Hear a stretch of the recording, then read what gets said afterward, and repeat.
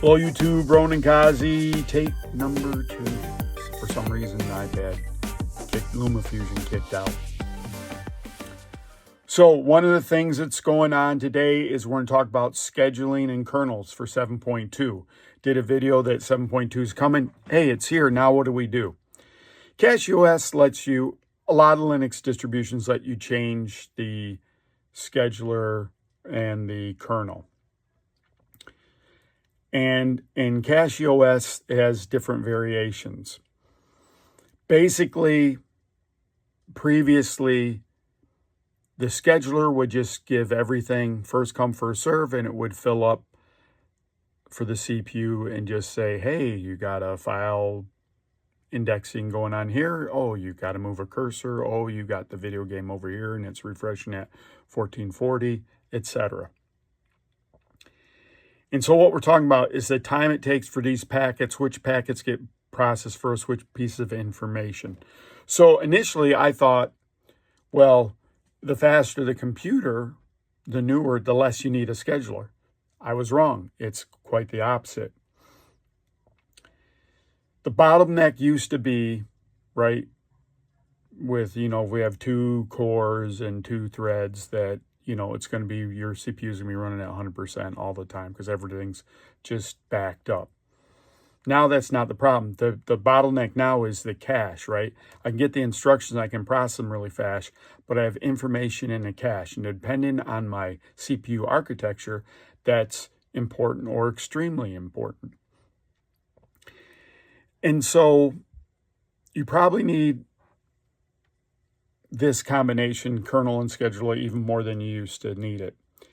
And one of the things that you always got to keep in mind is, well, let's do this. Modern hardware is heterogeneous. What this really has to do with how the CPU, one is like an Intel, has big cores and little cores, and AMD. All the cores are the same size, but some of them are next to massive caches. So like you don't want to say to this core, oh, now do this little quick thing when it's got all its information in this cache. So it has the fastest possible amount to its memory that it's working with that's on the die. Is this a big, am I going to get hundreds of frames per second? No, you're not. It's like micro stutters, and it's kind of, as you speed everything up and you're on 140 or 120 refresh screen versus a 60, these are when these things happen, these micro stutters that you see or that you feel in your workflow if you're using a desktop. And we talked about utilization already, that, we don't have 100% utilization in our CPUs anymore.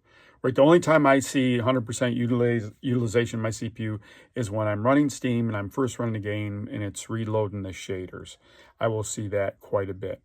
And I've shown in some of my videos between different Arch distributions, even though they have a newer kernel, CacheOS puts more of some of its graphical stuff onto the GPU. So I'll notice that the GPU is more engaged in CacheOS than maybe Endeavor or Arch. But that's because Cache has, different schedulers involved in all of this. The other thing, you're not going to get to kernel 7.2 if you are on a long-term supported kernel. So here's some of the different, I could read these to you. This is the basic CacheOS scheduler kernel. And so I don't know. So what I might do is run benchmarks, put these different scheduler kernel combos together. But I don't think it's really pertinent.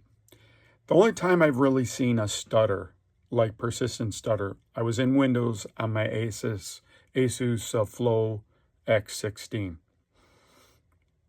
It had I think a 5950 AMD processor, and it had a 3060 graphics card. That thing ended up dying in I don't know why it died. Overheating or some kind of whatever thing. This is currently what I'm using. I'm using this bore. And it stands for something. You can look that up. And I didn't know what I was doing. I just kind of picked it. Right? Just the luck of the Irish. Picked it. So I had that Asus, and it would stutter all the time. And then it's why I kind of stopped buying Asus laptops. They said there was something wrong with the BIOS. It was a BIOS level problem, not really a... right, that's beyond me. I mean, I'm pretty technical, but that's when you go beyond me. If I got to write code, I'm not a coder, right? I'm a hardware guy, kind of. So that's kind of one of your other options. I went with the bore. And then this next one is something that I was like, well, maybe I should try this next one. But again, we're not talking about huge differences. I guess if I was doing first-person shooters, but always the caveat in first-person shooters, they usually don't run on Linux because they have an anti-cheat in there where you'd need this real... Now, maybe if you're at a work in a process where you have your Linux system, right, and it's running stuff hooked into real-time, you know, if you have, I forget, they're like the CPUs that run old, that run like mechanical stuff that will run motors and those kind of things. Has ladder logic. I'm almost there. But anyways, that's where real time, if you're pulling out to the physical world, or if you need low latency, right? But again, can't run those games in Linux yet, so that part's kind of dubious. So this is the one maybe I was gonna... No, I don't think this was the one either, right? I don't really care about the Mainline, right? Again, I just went with bore. I wanted to see what the differences were. I couldn't discern any reason why I would do one over the other, so that's why I did this video, so I could learn what it was. I'm sharing it with you. The last one is for a handheld. I didn't do it for my handheld. Maybe I could. And maybe the handheld is different because you're dealing with, you know, your joysticks that are built into the system, whatever. What I like about Linux is this, especially caches, I have this available. It's beyond me for sure, right? It's beyond my technical expertise, so I kind of wander into these things. And a quick update. I didn't do a video on Monday because I blew up my computer. I loaded something that was like, I'm going to be a server, but it rewrote all my BIOS settings and turned my secure boot back on and all that kind of stuff. So now I can't load anything on that computer.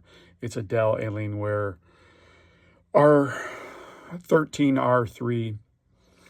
It's a 2016 vintage. It's right on the edge of using it, so not going to really use that for a while.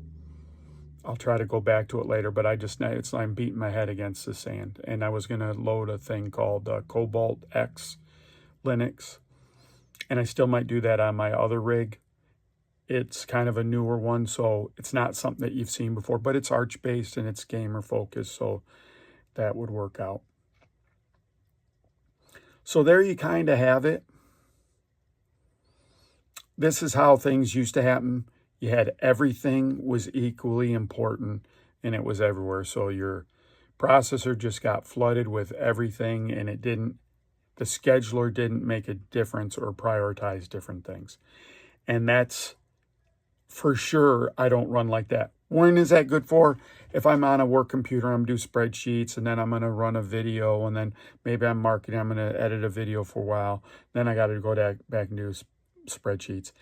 And then what these schedulers do, it's the right tool for the right job, right? So there's a precedence of what things should be important. So if you're putting an engine back together, the order you do it in is paramount because you can't put on the covers for the valve covers before you install pistons and all that other kind of stuff.